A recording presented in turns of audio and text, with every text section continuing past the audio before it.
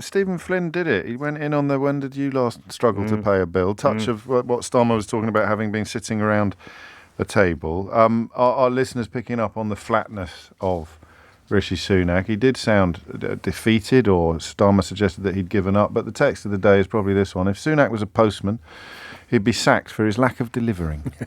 Let's start with Starmer. What Clever in a way, James. I didn't see it coming. Do you think Sunak was surprised? Yes. Yeah, right. Yes. It was one of those weeks where there wasn't an obvious thing to sort of go in on, and Keir Starmer going back to housing, which has worked well for him in the past. I've actually thought he should and could do it more than he did, and he did it very effectively, I thought, today. Yes. Talking just very simple questions. The Tories pledged in their last manifesto to build 300,000 homes a year. How's that going? Yeah, The reality is last year 204,000, James, were completed, so way short of what was required. Near record. I love that line. Near record. Near record. Well, he said it's up 10%. It's not really true, It's is up it? 10% since the middle of the pandemic. It's funny that, because they were building houses like they were going out of fashion during lockdowns. Funny that. Exactly. So that was a slightly dubious use of statistics. But it is a very effective attack line for Keir Starmer. It's an issue that affects almost everybody in some way, or if not directly, then through their children or their grandchildren. The Tories made a very, very clear promise on it. They're nowhere near to meeting that promise. They're almost certainly not going to meet it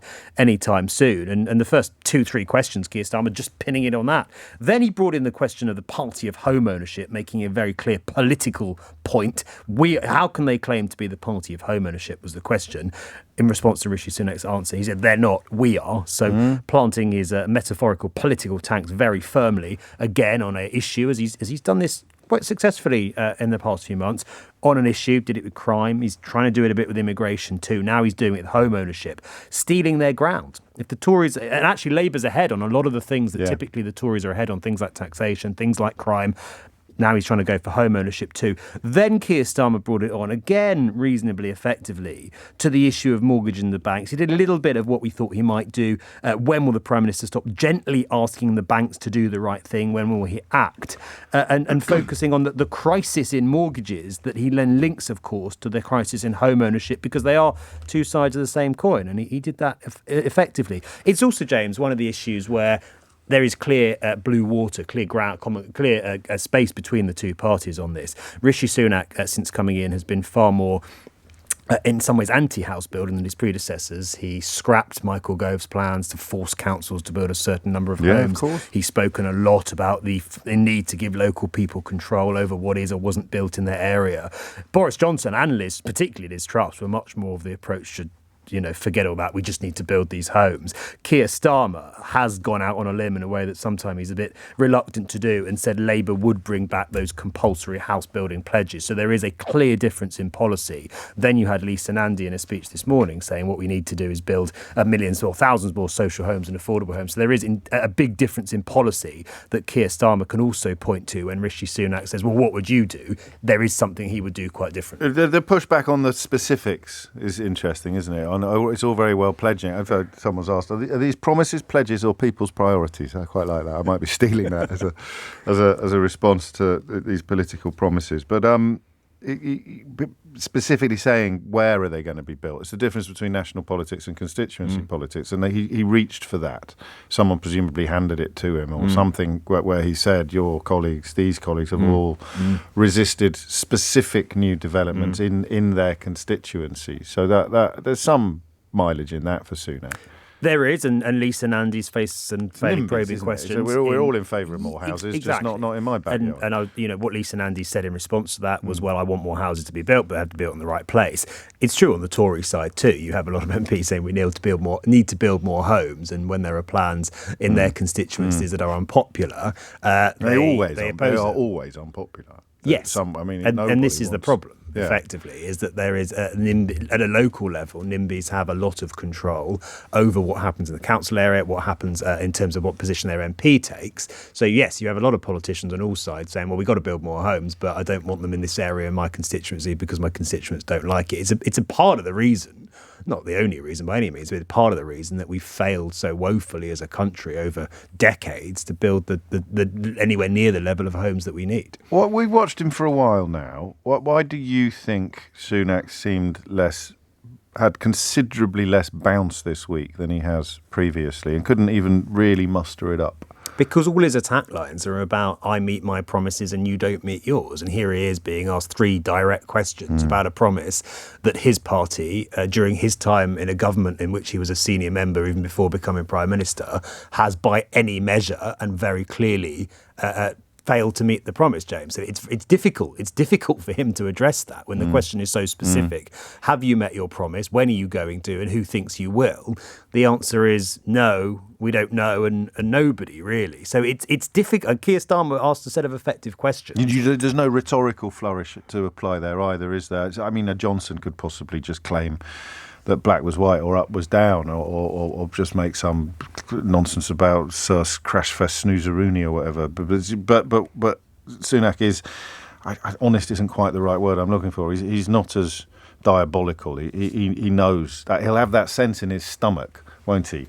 That I can't really get off this particular hook, so I'll just try and say something about him being untrustworthy or something like that. Yes, and he gave the statistics about certain areas of housing that he claimed have gone better, number of first-time buyers going up, for example. The age at which the average first-time buyer is before they buy homes also going up, James, by several years in the last few years alone. Yeah, so it's kind of there's statistics on both sides that people can band around, but Starmer, he doesn't always do this, but brought it back very successfully and clearly just to that simple pledge. You can talk about other statistics, Prime Minister, but when are you going to build the 300,000 homes that you need? And Rishi Sunak then talking about Labour's broken promises, Keir Starmer's broken promises. He's trying to sow in voters' minds in a way that I think they have had some success in doing, this issue of trust. Can you trust what this man says? He's made a number of promises when he ran for Labour leader. He's made a number of promises since rode back on. And I think that's something you're going to see quite a lot more of. Now he says he will. Now he says he'll bring back those house building targets. But is that another pledge, like quite a few that have gone before it, that Keir Starmer in a few months down the line will say, actually things have changed, we're not going to do that after all? I think rent control is one of the latest things to. I don't know whether they'd pledge to do them or to look at them, but they definitely won't be doing them. And now, with no offence intended to his predecessor Ian Blackford, I find myself rather looking forward to Stephen Flynn's interventions. What he's done that perhaps his predecessor didn't is oppose both major parties more clearly. So he never misses an opportunity to have a little dig. He sort of goes for a rabbit punch. So he might swing at Sunak, but then somehow he does a little rabbit punch at Starmer as well at the same time. Yeah, and he mentions Brexit every week, which is obviously designed to point out the difference between the SNP and not just the Tories, but also Labour too, given their Brexit positions are not wildly different. But yeah, his second question, slightly more reminiscent of Ian Blackford. Yes. The idea about Westminster failing Scott. Of course, he's the SNP leader, James. He's got to do that now and again. No one's going to hold that against him. The first one was quite effective. Why doesn't has Rishi Sunak ever had to struggle to pay a bill? A simple question. Rishi Sunak kind of totally dodging it because, frankly, what can he say? He has been asked in the past, have you got a mortgage now? He declined to answer it. He has been asked, have you ever had a mortgage? The answer to that was yes. But clearly that's, again... For 28 minutes in 2002, before my first Goldman Sachs bonus, but was it Goldman Sachs or JP Morgan? Goldman Sachs? I think it's Goldman Sachs. Before my first Goldman Sachs bonus arrived, I did briefly have a mortgage, yes. And then Stephen Flynn also bringing in the line that Keir Starmer referenced to in his question, Rishi Sunak on Sunday in that interview, urging people to hold their nerve. Keir Starmer saying, why doesn't he try to locate his nerve when it comes to helping people who are struggling with their mortgages? Stephen Flynn going further, accusing him of being patronising towards the British public by using that term, which some Tory MPs I was talking to yesterday, James, were a little bit sort of, why on earth did he say that? They didn't think the tone was quite right. It was very odd, and it didn't seem to be off the cuff either. I mean, maybe it was off the cuff. Was this in front of IKEA staff, or was it? No, this was an interview on Sunday. This was in the interview, the Hold Your Nerve. Just a very... So, I mean, we came on air with it at 10 o'clock on Monday morning because it was irresistibly sort of ill-judged.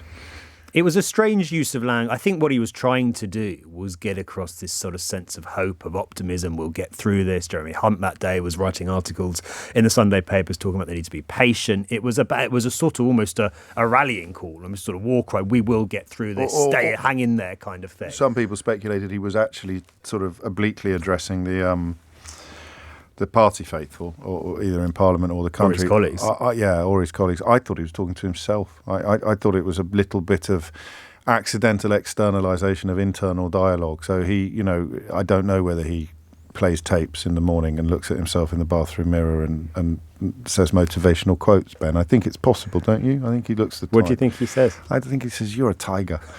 Hear me roar. You can do anything you want to anything, yeah. I am Rishi and nothing frightens me." laugh. All of that. And I think he is saying, you've got to hold your nerve, Rishi. You've got to hold your nerve, which is fine if you're going to be utterly unaffected by the direct personal impact of what's going on. He's got to hold his nerve because he knows numbers will come down again. He knows that hopefully sooner rather than later, regardless of your politics. You'd be mad to want it to go on for longer. He knows they have to come down. He knows that putting interest rates up will bring inflation down. But for him, it's a question of holding his nerve. For other people, it's a completely different proposition. That's very true. And to be fair to him, in the sense of what the government can actually do when it comes to inflation, it is about keeping a limit on spending. They are limited in their scope of what they can do to solve this, which is why some people think it was reckless in hindsight to make it his top priority, given he doesn't have that much direct control over it. So yes, if he's saying to his colleagues, we need to hold our nerve. I understand that when it comes to things like public sector pay demands or other demands for spending in certain areas, there's going to be big pressure to help people with their mortgages, for example. But what we need to do right now is to be as fiscally and as responsible and spend as little money as we can. That's an argument that a decent number of economists, James, would agree with. What damaged him, I think, on that was the suggestion that he was telling other people to hold their nerve, which was the kind of impression that was given in that interview. Because, of course, the question is, well, if you're about to default on your mortgage and potentially lose your house, if you're about to have your gas and electricity turned off, what are you meant to do? And that's why it went down. That's why I was no surprise that both Keir Starmer and Stephen Flynn brought that phrase up at PMQs. I think it was, in hindsight, something the PM probably slightly regrets using, and I suspect we won't hear him use again. It's going to haunt him, though, isn't it? And I suppose he could have said, well, I haven't ever actually had to worry about paying a bill, but in solidarity with people who do, I've turned my swimming pool down by 1 degree this week.